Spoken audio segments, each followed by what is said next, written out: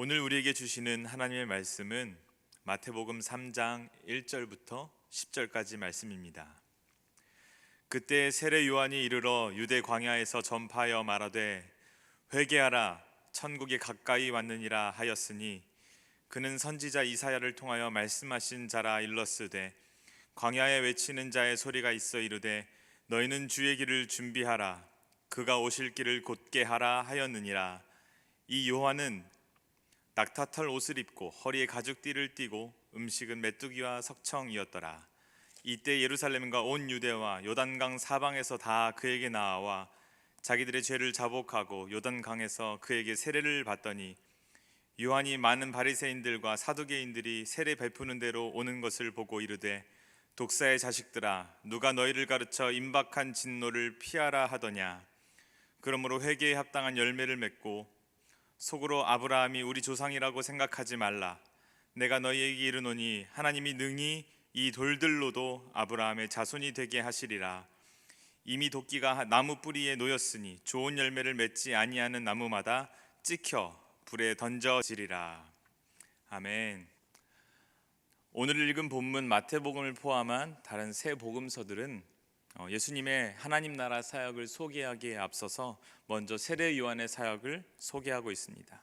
이것은 세례 요한의 출현이 예수님의 사역에서 얼마나 필수적인지를 잘 보여주고 있습니다.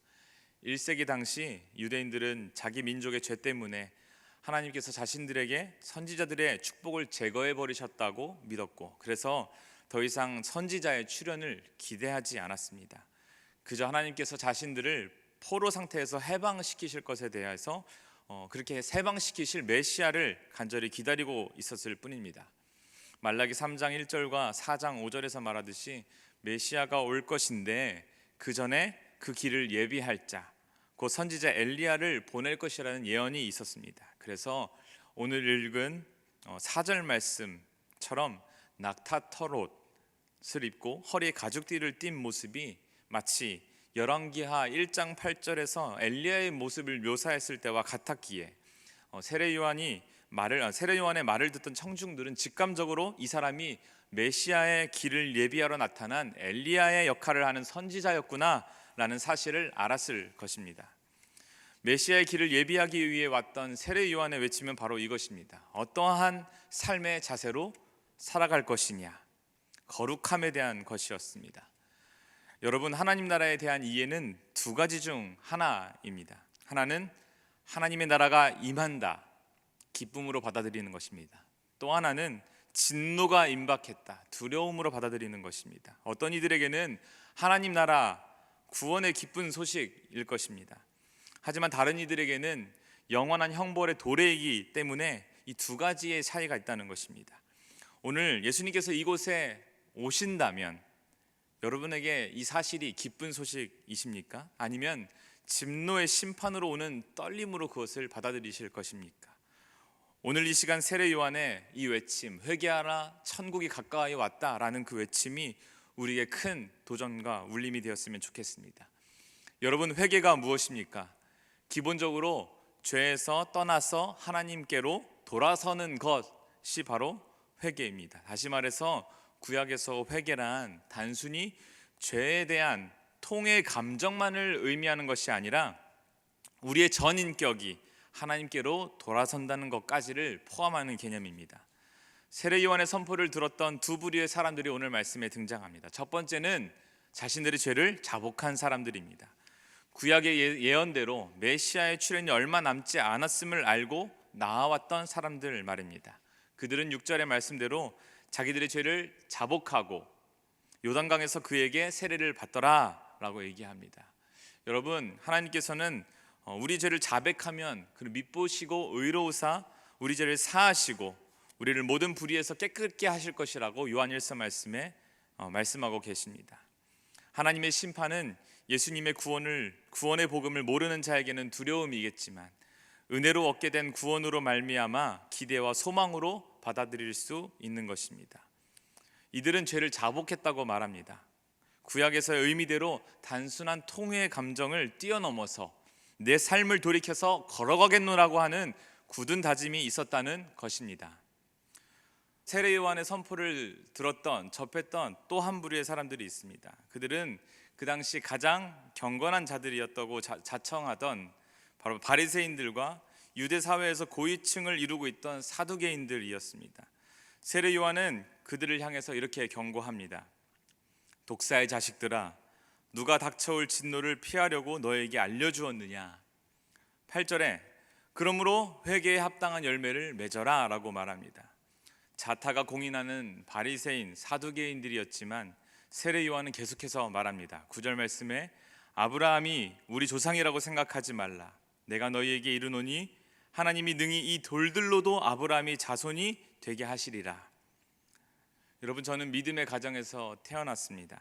예배를 드리는 것, 성경을 보는 것, 이 모든 것들이 저에게는 문화처럼 익숙했습니다. 그렇다고 해서 저에게 이 십자가의 구원의 은혜가 자연스럽게 임하게 되는 것은 아닌 겁니다. 절대로 결탄코 그럴 수 없습니다. 하나님의 아들 예수를 나의 구원자로 영접하는 중생의 경험을 저는 하였습니다. 죄를 고백했고 눈물을 흘리며 주 앞에 엎드렸던 기억들이 있습니다. 하지만 그 이후에도 회개에 합당한 열매를 맺고 살았느냐라는 질문에 저는 작아지는 모습들이 사실 있습니다. 굳은 다짐도 있었지만 쉽게 이전의 모습대로 돌아가는 경험들이 많이 있습니다. 여러분, 실제로 바리새인과 사두개인들은 자신들의 이기적 욕망을 따라서 정쟁에 버리며 각종 악행을 저지르는 일들을 일삼았습니다. 즉 하나님을 순수하게 믿는 대중을 이용해서 자기 배를 불렸던 사람들이 바로 그들입니다. 자신들의 유대인들의 혈통을 타고났다는 이유만으로 구원받았을 것이라고 착각했던 사람들이었습니다. 그들을 향하여 경고하는 것이 바로 세례 요한의 경고입니다.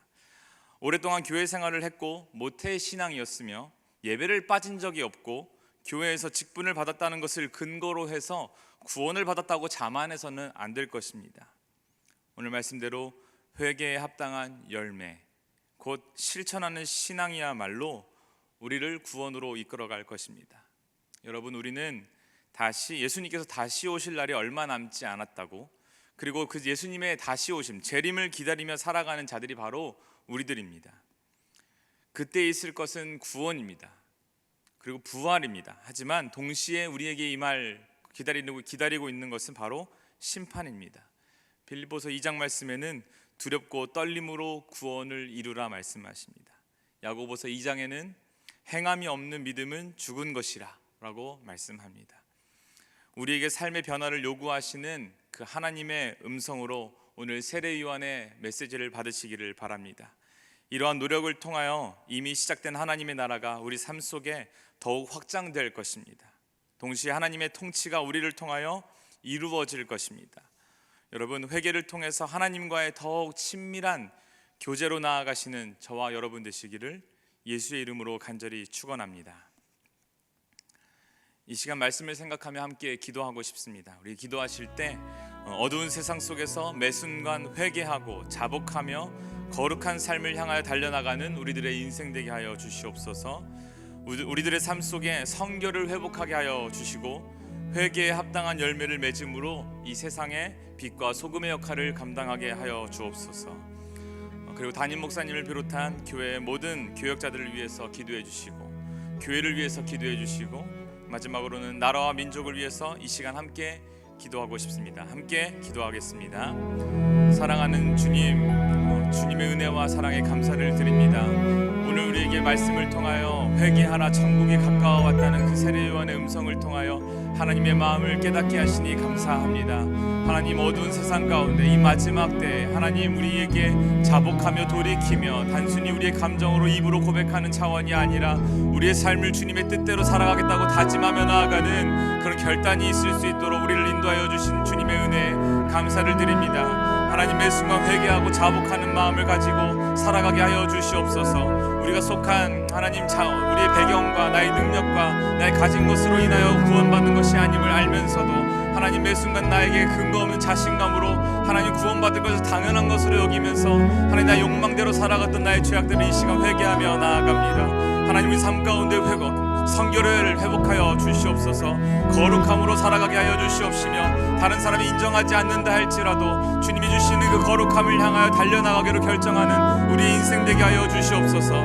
그래서 하나님 우리 삶을 통하여 하나님 나라가 완성되는 것들을 경험하는 우리 인생 되게 하셔서 또한 우리 인생을 보고 삶을 통하여 하나님의 사랑과 하나님의 공의가 어떠한 것인지를 증명해 나간 우리 삶 되기를 원합니다. 그래서 하나님 어두운 세상을 밝히 드러낼 만한 빛과 소금의 역할을 감당하는 자들이 우리 신촌선 결국에 속한 모든 사람들의 삶이 되게 하여 주시기를 간절히 바라옵고 원하오니 주여 인도하여 주시옵소서. 하나님 어려운 시기 가운데 이 교회가 하나님의 도구로 사용되는 귀한 교회 되기를 원합니다. 이 땅의 온 가족을 천국의 한 가족으로 하나님 이끌어가는 일에 우리 교회가 쓰임받게 하여 주시옵시고 모든 성도들의 삶이 그렇게 천국의 한 가족으로 하나님 거룩함을 쫓아가는 하나님 그런 인생으로 살아갈 수 있도록 모든 가정 가운데 축복을 더하여 주시옵소서. 하나님 담임 목사님을 비롯한 모든 사역자들 가운데 권능으로 함께하여 주시옵시고 하나님 힘도 아니고 능력도 아니고 오직 성령으로 하나님 충만하여져서 하나님 이 시대에 귀한 구원의 방주 역할을 감당하는 데 부족함 없도록 모든 사역자들 인도하여 주시옵소서. 이 나라 가운데 위정자들 가운데 공의가 하수같이 흐르는 은혜가 있기를 원합니다. 하나님 혼란스러운 이 시기 가운데 하나님의 사랑으로 모두가 서로를 사랑하게 하여 주시옵시며 이 코로나의 모든 어려움들을 서로가 이겨낼 수 있도록 용납하며 사랑하며 이겨낼 수 있는 귀한 은혜가 이 나라 가운데 이 민족 가운데 임하여 주시옵소서. 하나님 새로운 한 해를 시작하며 나아가고 있사오니 우리에게 하나님을 갈망하는 갈급한 심령 허락하셔서 한 해 동안 주님과 함께 동행하며 은혜를 누리며 승리하며 나아갈 수 있는 귀한 우리의 한 해 될 수 있도록 주여 인도하여 주시옵소서. 주님의 이름을 찬양합니다. 이제는 우리 주 예수 그리스도의 은혜와 아버지 하나님의 크신 사랑하심과 성령님의 교통하심이 회개하라 천국이 가까워왔다는 그 하나님의 음성을 믿음으로 받아들이며 매 순간 자복하며 하루의 삶을 돌이키며 살아가기로 결단하는 모든 주의 백성 위에 이제로부터 영원까지 함께하여 주시옵시기를 간절히 축원하옵나이다. 아멘.